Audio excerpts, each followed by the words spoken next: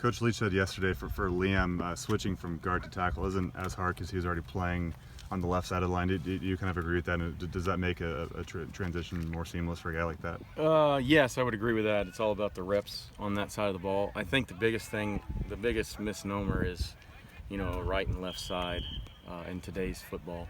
Not everybody's dropping with their back and doing the old Terry Bradshaw pass drops. More quarterbacks have open stances. So for Liam, to stay over there is fine, and he repped it all last year as the backup. And then the other thing that people don't really understand is our splits are so big. Yeah. Like half the time, he's basically blocking like a tackle anyways. And so it's not that big a deal to me.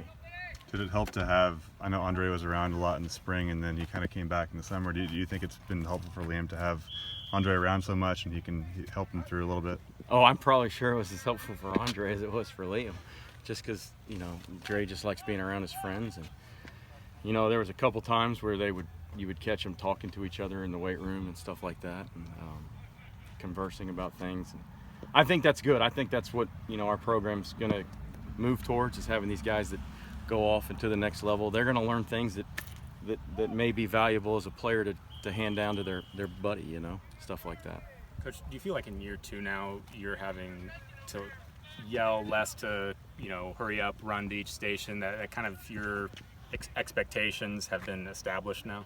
No, I always yell. It's part of, I just think that there's got to be a sense of urgency at all times up front. There has to be constant pressure. A lot of people talk about mental toughness, and mental toughness is, at what point are you willing to give up?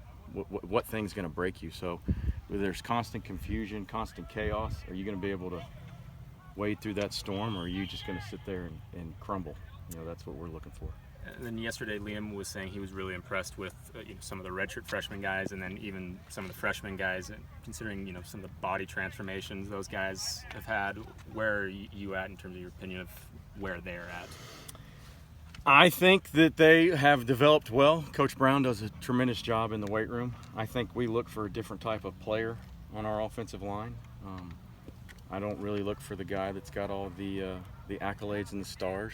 I want the guy that's going to be great in 4 years, not great when he's 18, just because he's bigger and stronger than everybody else.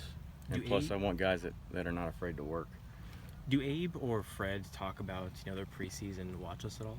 Oh, no, those are the two most humble guys in the room. And if you do it, I'm going to wear you out anyway. So, I just think you got to have a work in silence mentality. And if you look too far ahead in life, you're going to stumble and fall. You're going to fall flat on your face. So be where your feet are. What do you find is better about the guys who you see as like guys who will be great in year 4 rather than year 1? What's the advantage of having those guys? Well, I just think it's about developing people and being able to grow. There's a lot of super talented people, and you have to be able to project where they're going to grow to. And again, we're looking for a different body type. We're looking for the Patricks and the Abes and the Liams and the Cades, the Dillards. Maake Fafita looks no different than Andre Dillard looked when he was a freshman. Now, I'm not going to say he's going to turn into Andre Dillard. That would be irrational. But that's what we're looking for, a quick, explosive person who can play and put his hands on people. There was a practice in the spring where you had a folding chair out there with Andre's jersey. What was the purpose of that? Oh, some people weren't blocking very well, and I just said, I could put a chair out here and get as much use out of you and I just wanted everybody to feel comfortable with the chair, so I put Dillard's jersey on it so they would recognize that the chair is actually a better blocker than you are right now. I could play with 4. I would if I could. So it's a good sign if you don't have to break out the chair. Well, it's early. It's day 2. Have you ever had a bunch that as good at sack avoidance as last year's group was? I think they're all relative, but yes, to be honest with you, our group at Nevada was very good. They only gave up 16 sacks, and 8 of them were with a redshirt freshman, and I think 4 of them were against us. And I told people, well, you guys had to block our defensive line, and I had to block Hercules, so that wasn't really fair. The group we had at Tarleton State was really good. We had the number 3 offense in the country, I think, and they were really good. So I think it's just a testament to what we do every single day and repetition and how we compete and what we expect. We've heard the term in the past, be a nickel, not 5 pennies. At Right. what point does the unit become a nickel in your eyes?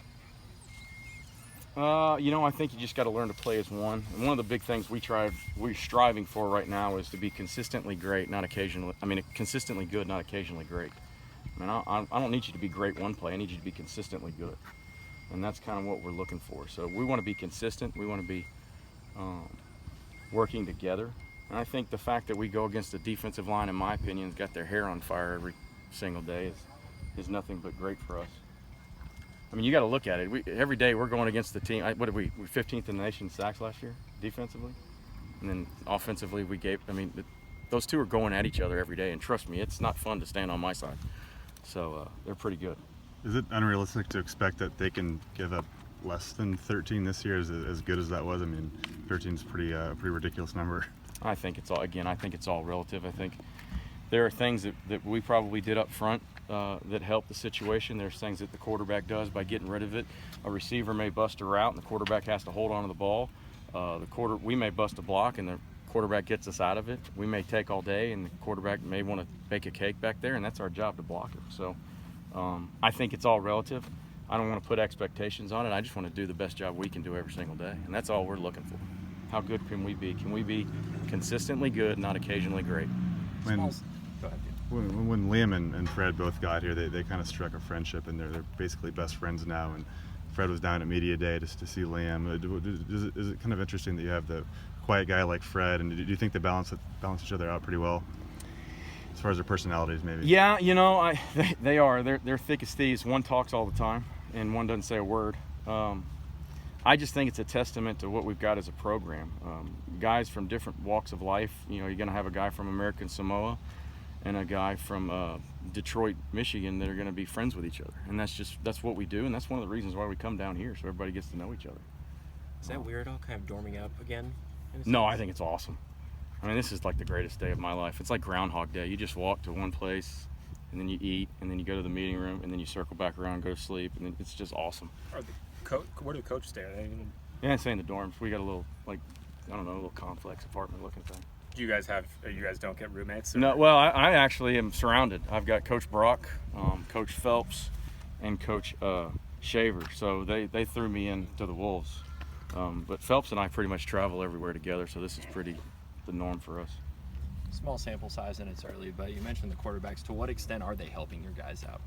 Well, I just think that, they do a good job of getting rid of the ball, and we got to do a good job protecting for them, and that's our job. By definition, that's our job. So we got to do our job. Oh, sorry, Coach. One more for Coach Miller.